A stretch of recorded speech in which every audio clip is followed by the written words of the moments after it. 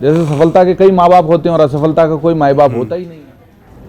तो यही होता है, जब जब असफलता आती है तो ठीकरा फोड़ने के लिए सिर तो ढूंढा ही जाता है कि किसके सिर ठीकरा फोड़ा जाए, क्योंकि जो हुआ है वो तो शॉकिंग है, आश्चर्यजनक है। और देश के सबसे बड़े सूबे में से अगर इस तरह की आवाज़ आई है, ठीक है, ये बात सही है कि योगी जी बंगाल में नहीं है, राजस्थान में नहीं, लेकिन जो समीर जी कह रहे थे ना बात, कि अगर लखनऊ कमज़ोर हो जाए तो फिर दिल्ली का कमज़ोर होना तय होता है। लखनऊ के कमज़ोर होने के बावजूद दिल्ली में सरकार बन गई, यही सबसे बड़ी उपलब्धि है इस बार की। नहीं तो 33 सीटों के बाद तो स्थिति और ख़राब हो सकती थी। मध्य प्रदेश ने, उत्तराखंड ने, बाकी जो दूसरे नतीजे हैं उन्होंने बचा लिया। अब बचा लिया, लेकिन मौत ने घर तो देख लिया, जो कहा जाता है ना, कहावत है, अब घर देख लिया तो दोबारा नहीं आया, उसके लिए प्रयास होंगे। और दूसरा जो हमारे यहाँ एक कहावत है कि बिना आग के धुआं नहीं उठता है, तो आग तो है, धुआं तभी उठ रहा है, बस इस धुएं को दबाया गया, क्योंकि सफलता विराट थी, 325 सीट, 250 से ऊपर सीट, फिर उधर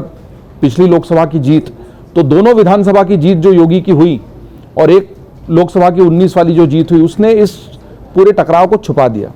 लेकिन हम पिछली बार भी बात कर रहे थे कि जो भी बदलाव होगा वो संगठन के स्तर पर होगा। मुख्यमंत्री बदला जाना मुश्किल है, लेकिन खदबदाहट अब ज्यादा बड़ी हुई है, क्योंकि अगर दोनों ही उप मुख्यमंत्री, एक कैबिनेट बैठक में पहले केशव प्रसाद मौर्य नहीं गए,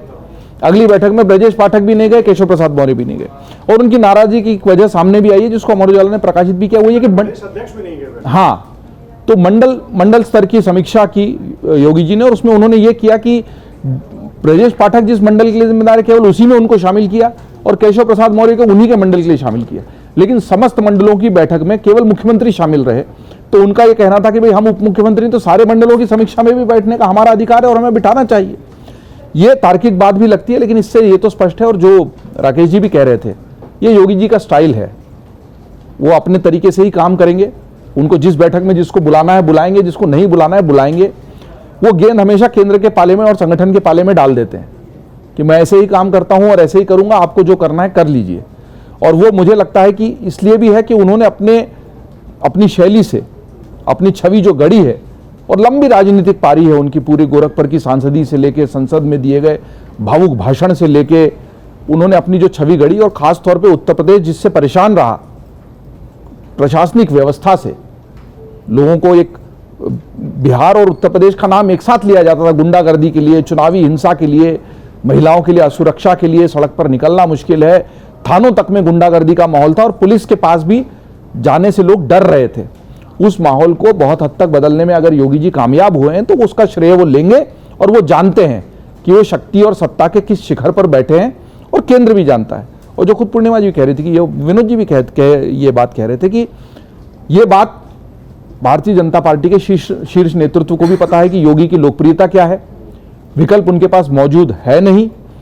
और दूसरा वो इस तरह की कोई रिस्क लेंगे नहीं कि जिससे उनकी जो लोकप्रियता है उस पर कोई आ जाए। लेकिन संगठन स्तर पर उनको बदलाव शायद करना पड़ जाए, कब करेंगे टाइमिंग का सवाल है। मैंने कहा है कि पहले भाजपा में कुछ भी होता रहा हो, कल्याण सिंह और अटल जी के समय कुछ भी हुआ हो, खूब शोर शराबा, खुलेआम हो हंगामा और बदलाव, पत्रकारों में और मीडिया में चर्चा का विषय, और फिर बदलाव होना। अभी जो नेतृत्व ऐसा है नहीं, पर्ची भेजकर मुख्यमंत्री बनाते हैं, रातों रात गुजरात का पूरा कैबिनेट बदलते हैं। वो इतने साइलेंट तरीके से, चुपचाप तरीके से बड़े निर्णय लेकर उनको अमल में ले आते हैं कि लोग चौंक जाते हैं। अगर आप ये वीडियो YouTube पर देख रहे हैं तो हमारे चैनल को सब्सक्राइब करें और बेल आइकन को दबाना ना भूलें। अगर आप Facebook पर ये वीडियो देख रहे हैं तो हमारे पेज को लाइक करें।